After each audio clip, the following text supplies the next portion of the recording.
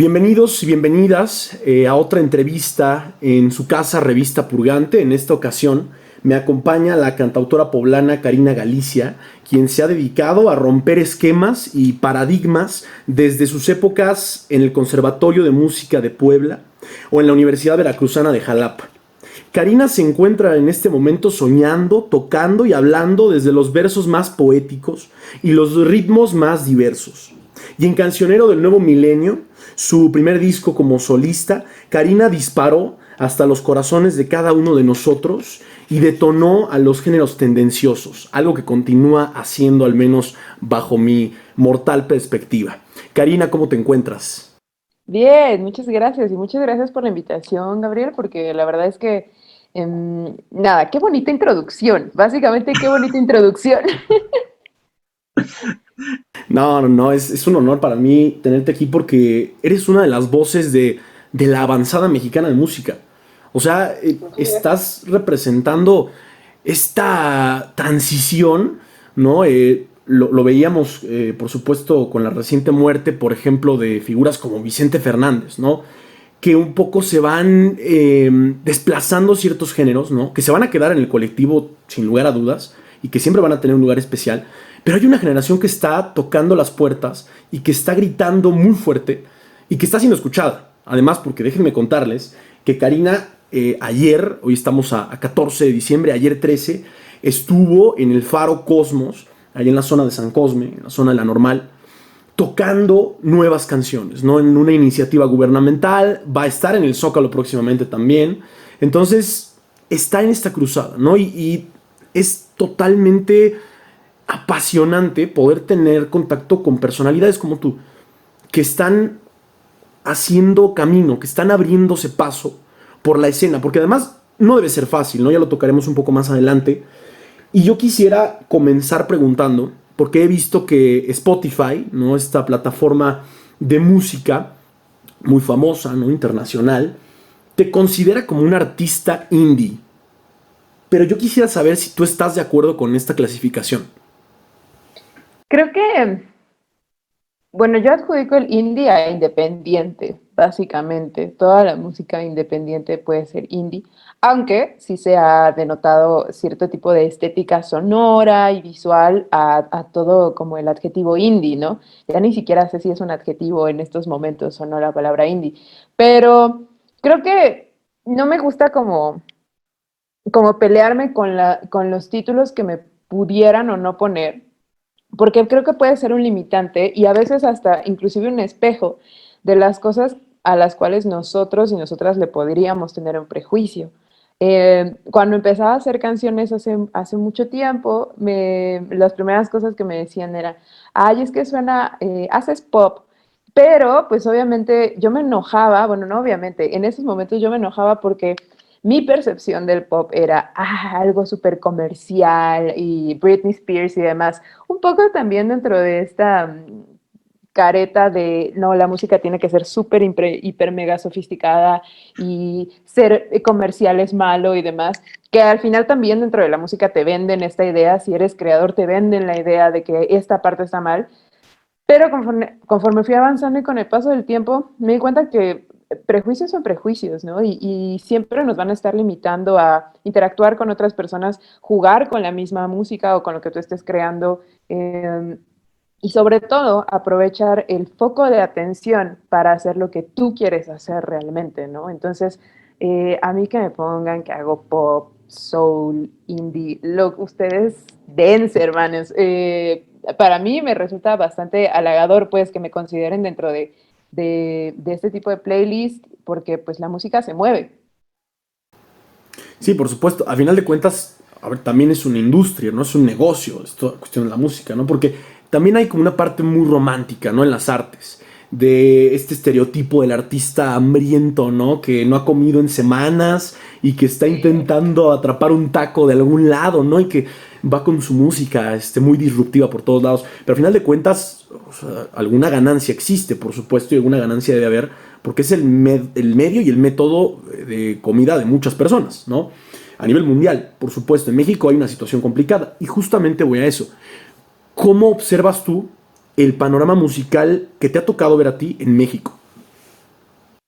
Me da gusto ver que cada vez hay más mujeres haciendo cosas y creando vínculos y visibilizando a otras mujeres, que eso era la parte más importante, mujeres visibilizando a mujeres, y que dentro de estas pues nuevas creadoras y nuevos creadores también está despertando un poco la importancia y la necesidad de hablar de temas que quizá antes no se hablaban tanto o se adornaban de otra manera, desde, puede ser el feminismo, pero también puede hablarse desde la salud mental, pero también puede hablarse desde los efectos pros y contra de las redes sociales. O sea, como que al final de cuentas, las realidades van cambiando, aunque los sentimientos pueden ser cíclicos, el amor, el desamor, la tristeza, el enojo, las realidades son distintas. Estamos en un momento en donde las redes sociales son clave para toda la relación social y eso pues obviamente va a tener sus consecuencias negativas y positivas, ¿no? Y que el arte esté creándolo y que la música también esté llevándolo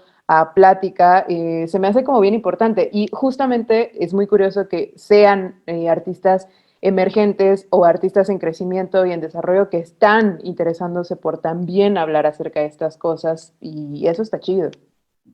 Por supuesto, sin lugar a dudas. Justamente comenzaba con ello, ¿no? Y te lo decía, ¿no? Creo que representas mucho esa parte, ¿no? A mí me interesó mucho la música de Karina y me interesó mucho acercarme a su música por el enfoque, ¿no? Y por el manejo que también haces en tus redes sociales. Hay mucha calidez, ¿no? Además, en todas las piezas yo escucho tonos muy brillantes, es algo muy luminoso, ¿no? Eso es lo que yo puedo percibir a través de ello, ¿no? Sobre todo en este disco que ya comentaba yo al principio, que a mí se me hace maravilloso, porque estamos muy acostumbrados también al estereotipo de pensar que la música debe ser, como decías, muy sofisticada o que debe llevar muchas referencias hacia productores y cantautores y cantautoras desconocidos, ¿no? Para la gran mayoría de la población. Pero esto es muy diferente. A mí me parece muy diferente, me parece muy cercano. Yo siento cercano el disco. O sea, yo creo que existe un proceso de velo, ¿no? En el momento en el que antes se compraba el disco, ¿no? O en el que ahora se descarga la canción o se mete uno a YouTube. Pero con Cancionero del Nuevo Milenio, yo creo que no existe el velo, ¿sabes? Al menos para mí no existió. No había barrera alguna entre lo que tú me querías decir y entre lo que yo estaba escuchando o entre lo que yo estaba interpretando, ¿no? Y yo te quiero preguntar, ¿cómo nace Cancionero del Nuevo Milenio?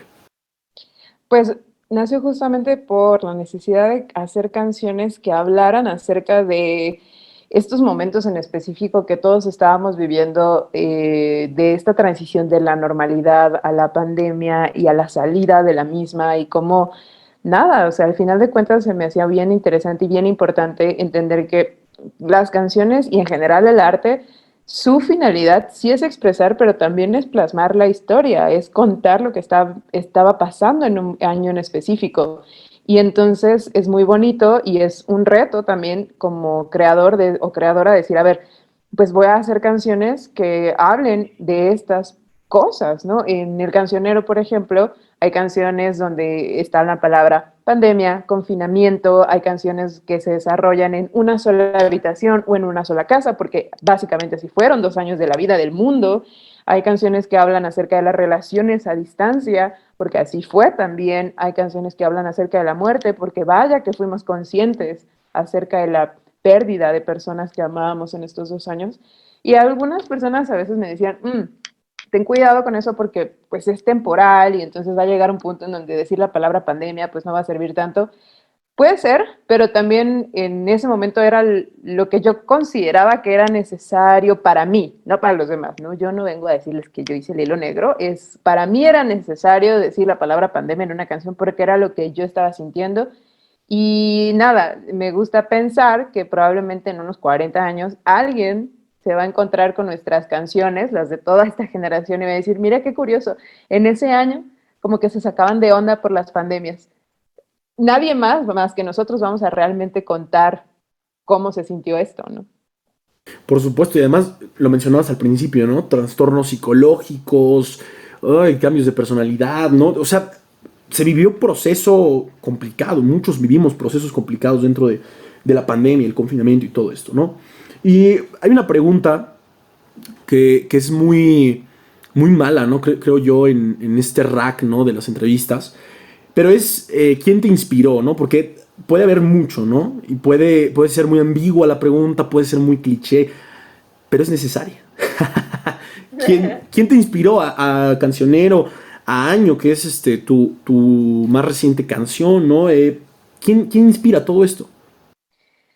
Me gusta mucho estar al pendiente de lo que pasa a mi alrededor, de escuchar a las personas con las que hablo, de analizar las cosas que están viviendo, de analizar las cosas que yo estoy viviendo, para contar historias desde distintos puntos de vista.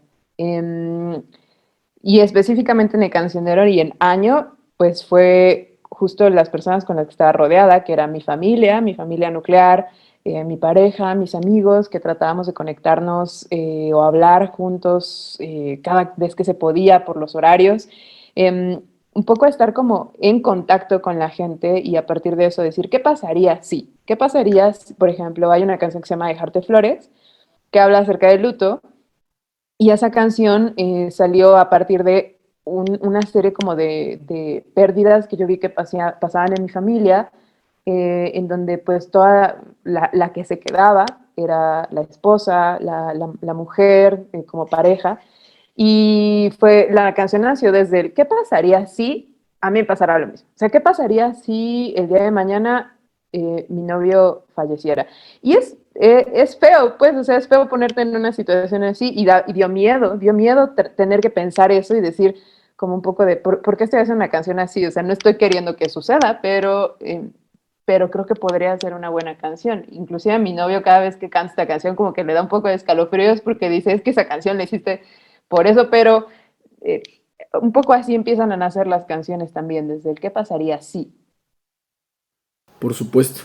Es interesante esto y como una continuación, como una pequeña, como un pequeño apéndice, ¿no? Hablando en autores, hablando en autoras, hablando en cantautores. ¿Quién te inspira? ¿O quién te inspiraba? ¿Quién te inspiró? Cuando empecé a escribir canciones, de los escritores y escritoras que más me movió mucho su manera de escribir fue Eduardo Galeano. De hecho, tengo casi todos los libros de Galeano aquí en la casa. Me gustaba mucho la manera de hacer crónicas y justo la manera en la cual él estaba al pendiente de lo que sucedía alrededor, ¿no? Hay unos apartados de su obra que se llama Las paredes dicen, que justamente son grafitis de otras personas, pero que se vuelven, pues nada, hasta un poco irónicos dentro de la vida misma, ¿no? Por parte de las letras. Pero, por ejemplo, también Silvio Rodríguez, Violeta Parra, Víctor Jara, en mi casa se escuchaba mucha trova y mucha música latinoamericana y ellos fueron como, pues personas importantes dentro de lo que yo estaba aprendiendo. Fue como bien importante en la escritura específicamente. Qué bonita radiografía. Qué linda radiografía musical, ¿no? Porque, bueno, empezando por Galeano, que es este gigante, este monstruo uruguayo, ¿no? De las letras. Y después Jara, ¿no? Que Jara también es el símbolo de la música más libre y de la música más mancillada por el poder, ¿no? Y cómo termina, también es un final muy trágico, ¿no? Esta cuestión de la tortura, ¿no? O sea, enredados además, todos ellos, muchos de ellos, ¿no? Silvio, Violeta Parra, por supuesto, en un periodo y en periodos con mucha violencia, con una cantidad muy fuerte de represión y con una carga importante de energía negativa en contra de la música que trataba de denunciar lo que estaba pasando en ese momento, ¿no? Entonces, comprendo, ¿no? Y entiendo un poco esta cuestión hacia dónde te diriges, ¿no? Hacia hacer una crónica, ¿no? Hacer un manifiesto de lo que está sucediendo en ese momento, que se me hace muy interesante. Y que además es algo cuasi periodístico, ¿no? Es algo muy lindo, porque además existe en este momento una animaversión asquerosa en contra de los comunicadores y los periodistas, de parte del público, ¿no? Y de parte de todas las personas que están habitando las redes sociales, ¿no? Que también ya mencionabas. Escuchando tu material, encuentro algunas frases interesantes. Y yo quisiera preguntarte sobre una de estas frases, ¿no? ¿A qué le temes en este momento? Le temo a volver a caer en la ansiedad de querer ser más de lo que soy ahora y no disfrutar el proceso, que al final creo que fue una de las cosas que me acompañó al inicio de emprender este proyecto como solista. Me podía mucho el compararme con otras mujeres que estaban también empezando su carrera o no sé, como que siempre todo se nos ha hecho creer que es una competencia y que si a alguien le ocurre algo es porque a ti ya no te va a ocurrir y como que las oportunidades son una para una persona nada más y ya, ¿no? Si no fuiste tú, pues ya valió. Entonces, como que eso fue muy doloroso y justo he trabajado en ese proceso y justo he tratado de entender que esto es un proceso y nunca va a acabar. Y siempre va a haber personas que estén mucho, muy adelante de ti y no debe de verse como una competencia, sino como justo un, pues trabajo un buen. Como que muchas veces se nos enseñó a decir como, ay, de seguro tiene palanca, sobre todo en el arte. Ay, ¿cuántos contactos debió de haber tenido para, no lo sé si haya tenido o no contactos, pero de que se ha de estar partiendo el lomo, se lo ha de estar partiendo de una o mil maneras. O sea, esa es la realidad, ¿no? Nada es fácil, no se llegan a lugares así de manera tan fácil, ¿no? Entonces, un poco eso, respetar mi proceso. Creo que es de las cosas, no tanto miedo, sino cautela. Tengo cautela de no apresurarme o no presionarme de más, sino respetar el proceso, fluir con él, porque al final eso es lo que me gusta hacer y quiero hacer toda mi vida. Claro. Como mujer, dentro de una sociedad tan machista como es la mexicana, que está intentando cambiar, ¿no? Que está en proceso de cambio, que es un cambio complicado y es un camino escabroso. ¿Has sufrido algún tipo de violencia de género en este momento en el que empiezas tu carrera o en los meses pasados? Sí, yo creo que todas las mujeres en México hemos sufrido más de un tipo de violencia a lo largo de nuestra vida, desde el núcleo familiar, desde las amistades, desde el ambiente laboral, desde todos lados. Y justo, qué bueno que lo tocas, porque lo que toqué ayer en Faro Cosmos, fue parte de una beca de jóvenes creadores que gané pues hace un año, o sea, todo el año se desarrolló en la beca y que estuve trabajando secretamente, o sea, mientras salía el cancionero estaba trabajando en estas otras canciones y fue un proceso muy disruptivo porque justo mi proyecto se llama, bueno, no voy a decir todavía el nombre porque pronto saldrá, pero justo habla de historias de mujeres y habla acerca de violencia y habla acerca de muchas otras cosas y muchos otros sentimientos que yo lo veo desde mujeres cercanas, pero que estoy segura que muchas de nosotras hemos sentido. Y entonces es un poco como que quiero dejar este pensamiento de, todas lo hemos sentido. Eso quiere decir que, claro, o sea, todas las mujeres entonces hemos sentido y hemos vivido violencia todos los días. Desde ahí también recibe el problema, desde que se está normalizando. Eh, nada, creo que a veces inclusive por buscar la misma inclusión se apartan más o se segmenta más a la mujer, por ejemplo en el arte, ¿no? Los festivales de mujeres. Y entonces, no importa qué toques, si eres mujer, estás dentro del festival. Pues sí, pero también no se trata tampoco de eso. O sea, como dices, es un proceso muy, muy largo, muy arduo, que no estoy segura si nosotros vayamos a verlo realmente. Nos toca sembrar y ver a qué germina. Por supuesto, sí, nos toca poner la semilla y tal vez no veamos el árbol completo, pero algún retoño, ¿no? Alguna cosa veremos en el futuro, estoy seguro, porque además ya es algo muy, muy fuerte, ¿no? Son fuerzas que se han salido de control de la sociedad y me da gusto que sea así, qué bueno que es así, que ya hay un contingente, contingentes que están peleando porque las cosas cambien. Y entonces, qué bueno que mencionas también esto de, es que no solo es hacer festivales para esta comunidad que está excluida de tal lado, ¿no? Ok, sí, pero también hay que respetar cierta línea editorial, cierta línea de calidad. O sea, no todo puede ser inclusión en el sentido, metan a cualquiera, ¿no? Que pertenezca a ese grupo específico.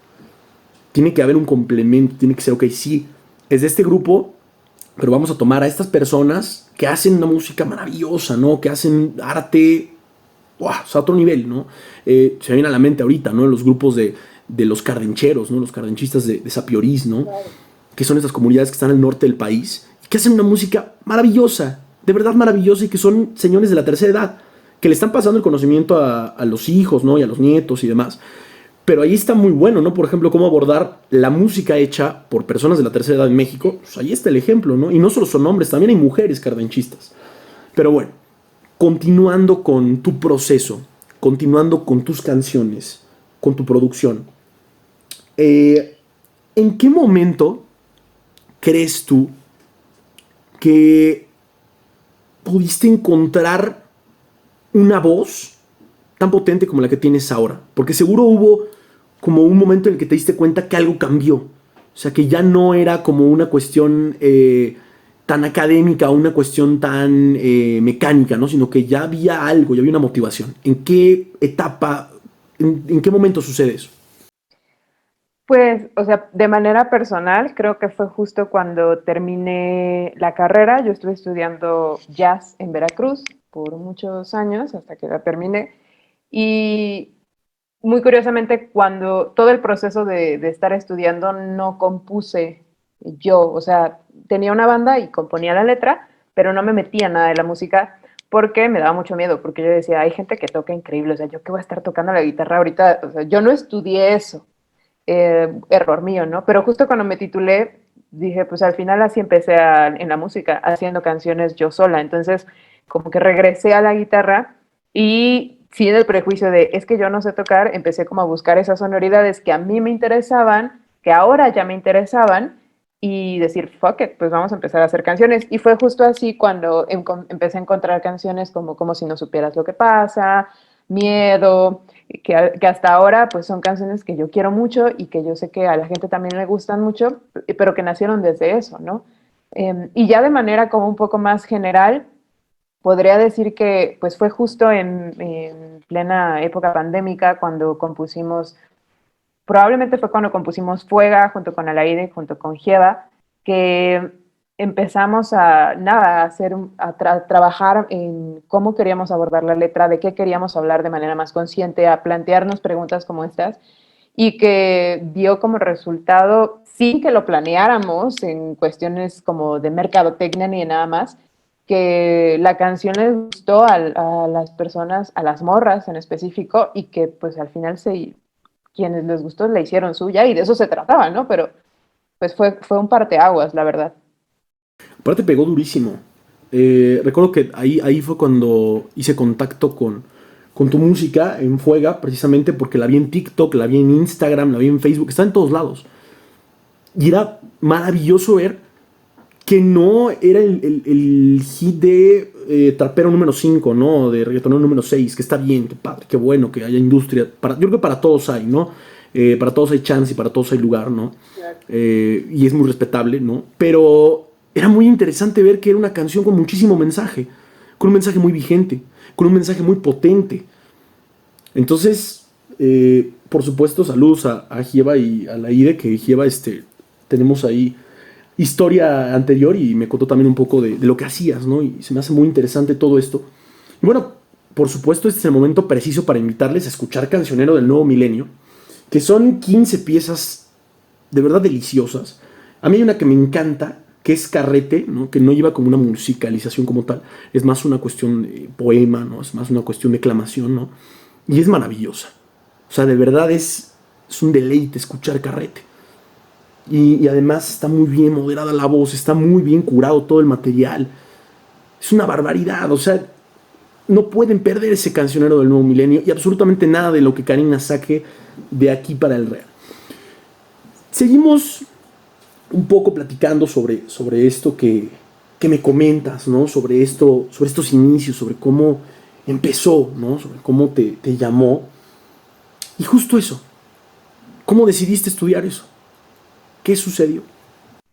Pues creo que desde pequeña la música fue como la manera de comunicar emociones en mi familia. Siempre estuvo presente. Mi papá era quien me enseñó, bueno, era quien escuchaba música latinoamericana, trova y demás. Y por él fue que aprendí, o más bien que él me instruyó a escuchar qué dicen las canciones, como a prestar atención a la letra y ve esta metáfora. Como que esas cosas fueron muy significativas para mí en la parte de la escritura y de la música, pero por el otro lado mi mamá es una melómana, desde siempre ha sido, ella le encanta escuchar música, le encanta escuchar mucha música, no importa de quién sea, ella quiere escucharlo. Entonces creo que por ella fue que empezó a nacer mi gusto por las cuestiones como del soul, porque ella pues escuchaba mucha música de los ochentas y en los ochentas en nivel de producción hubo mucho, pues mucha sofisticación en este proceso, ¿no? Se empezaban a usar sintetizadores y sonidos electrónicos y demás que después en el soul y en el R&B también se usan, ¿no? Entonces como que siento que por los dos lados hubo mucha información musical sin que ellos planearan o sin que ellos fueran músicos, pero era la manera de decir cómo nos sentíamos y me llamaba mucho la atención eso y dije, bueno, yo quiero hacer lo que estas canciones me están haciendo sentir. Yo quiero hacer sentir a la gente lo que estas canciones me están haciendo sentir. Entonces, pues voy a hacer música, a ver qué pasa. Claro. Interesante, muy interesante y se ve reflejada esa pasión ahora, ¿no? Que te subes a los escenarios con tu Pacífica de Yamaha, ¿no? Y rockeas durísimo y levantas las pasiones intrínsecas que cada uno lleva, ¿no? Y que cada uno tiene en su costal humano. Y a mí se me hace también muy interesante preguntar en esta etapa, ¿no? En la que ya empezaste a componer, y ahora, por supuesto, puede ser reciente o no. ¿Cuál ha sido tu mejor momento con la música? Mm, qué interesante. Creo que pues, no se me ocurre como uno en específico, pero probablemente el más reciente haya sido en el concierto que tuvimos en el Foro El Tejedor hace unas cuantas semanas. Eh, Se me hizo muy increíble escuchar a la gente saberse las canciones, todas las canciones y que todos cantaran todas las canciones, tener esa interacción y que fuera a partir de la música y por la música y a través de la música, o sea, todo era música y no sé, se me hizo como muy grato estar en ese momento, eh, porque creo que al final somos un conducto para, para las canciones, ¿no? Nosotros nada más las cantamos, pero la canción es quien debe de levantarse sola. Por supuesto. ¿Cómo funciona el proceso creativo de Karina Galicia? Varía. Hay veces que tengo ideas de letras o de historias o de frases que pues llevo pensando mucho tiempo y cómo abordarlas y hay días en específico donde me siento a escribir o a averiguar cómo es que lo quiero abordar. Hay días que son a partir de la melodía, que tengo melodías o ritmos o instrumentos que quiero usar en alguna canción y entonces a partir de eso surge. Hay otros que es a lo mejor a partir de la guitarra. Eh, Siempre es como muy diferente, pero creo que también el experimentar con los procesos de composición es lo que me motiva a eh, crear cosas que a lo mejor no había sonado, ¿no? O experimentar con sonidos, o por ejemplo esto de los poemas. Yo no tenía pensado hacer poemas dentro del cancionero, pero había frases o había versos que me gustaban mucho, que no quería meterlos en canciones y entonces fue como, pues vamos a hacerlo sin música, no pasa nada, ¿no? Como que esas cosas siempre me gusta, pues que también me sorprendan. Claro. Quisiera yo hacer un experimento con algunas palabras y yo te digo la palabra y tú me dices una sola palabra con la cual puedas definir aquello que yo te estoy diciendo. Okay. ¿Te late? Ahí va. ¿Con qué palabra podrías definir, por ejemplo, a México?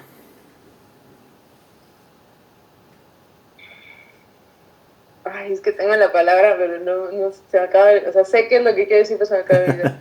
Este, bueno, lo voy a explicar, pero para que me ayudes a encontrar esa palabra, pero se me acaba de olvidar, no puede ser. Ok. Cuando por un lado cuando ambos lados son completamente diferentes uno del otro, pero están juntos. No Como sé. complementario, Polos pero ay, opuestos.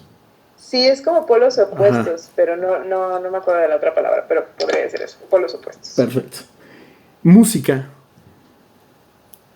Lenguaje, canción, vehículo, Karina Galicia. mm, una necia, diría yo. Juega. Eh, un juego de palabras. Perdón, soy pésima en este juego porque te estoy dando más de una palabra. Todo mal, No yo. te preocupes. Cancionero del nuevo milenio. Sueño. Año, Mm, podría decir una meta. COVID-19.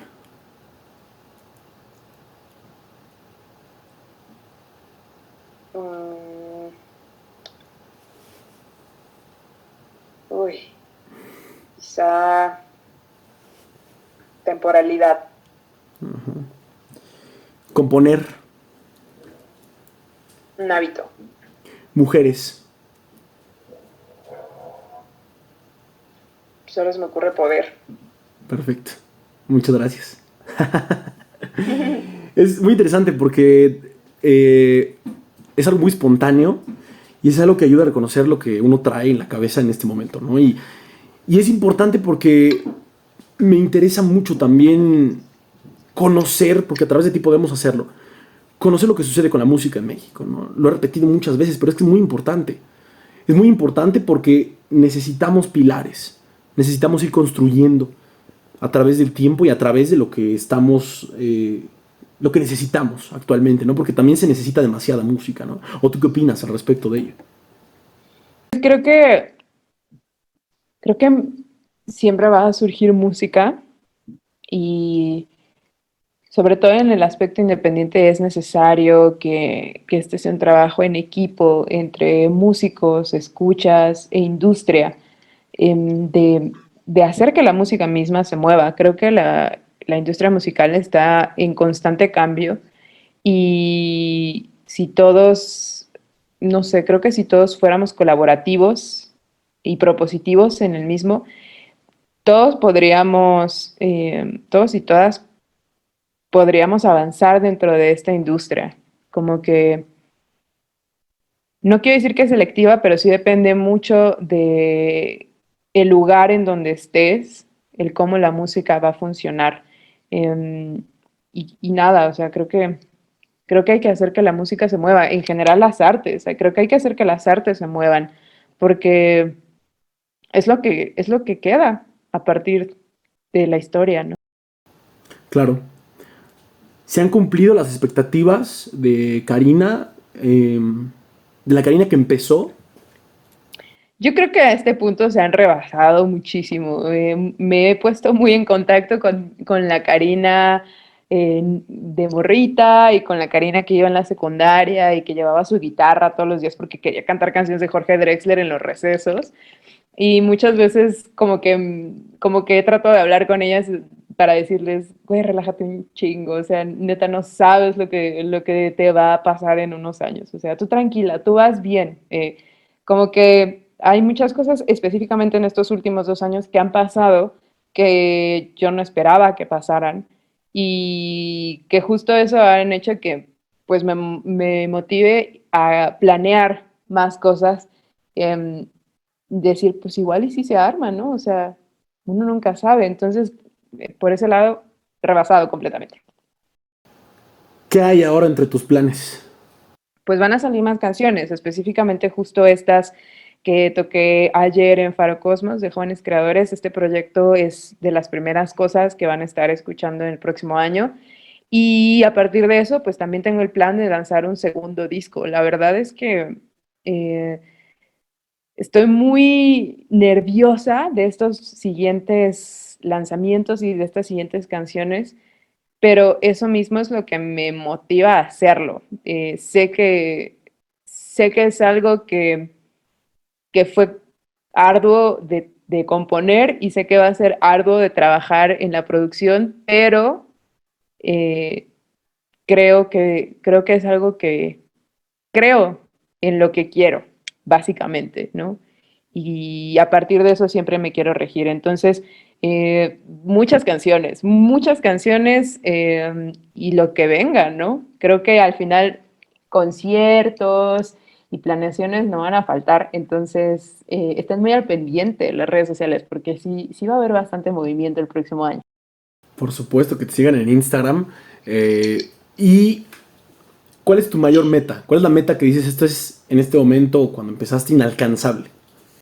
Por ahora, porque creo que siempre van a estar cambiando, pero por ahora tengo dos. La primera es tocar en un festival de esos gigantes internacionales, de esos que cuando tú ves en los videos de YouTube el escenario parece que es de 10 metros, o sea, de lo grande que es. Esa es mi primera meta. Y mi segunda meta sería ser feliz y estar en calma y en paz con lo que hago. Es una gran meta. Yo creo que es la meta que debería perdurar a través de la vida de todas las personas, ¿no? Y creo que debería ser una constante, todo el tiempo, todo el tiempo. Y hablabas también de este diálogo interno que has hecho con tus versiones del pasado, con la Karina del pasado, particularmente con la Karina más prototípica, con aquella que no sabía absolutamente nada de composición ni todo lo que tú sabes ahora, y, y que tal vez ni siquiera dimensionaba entrar a una carrera así y demás. ¿Qué le dirías para alentarla a seguir? Que confíe en su instinto, que ella sabe ya lo que quiere. Perfecto. Se me hace maravilloso, se me hace increíble. Creo que eres una gran creadora, creo que haces cosas magníficas y vas a seguir haciéndolas. Por supuesto, vamos a tener noticias tuyas muy pronto. Ha sido un placer, ha sido un gusto estar contigo. Te agradezco mucho tu tiempo. Recuerden que este es su espacio Revista Purgante. Vayan a seguir a Karina, vayan a ver todo lo que está haciendo y todo lo que va a hacer, porque nos va a sorprender, sin lugar a dudas. Estén muy pendientes, estén al tanto y estén al tanto, por supuesto, también de Revista Purgante. Yo fui César Cárdenas y esto ha sido todo por el día de hoy. Gracias por el favor de su compañía. Hasta la próxima. Dios.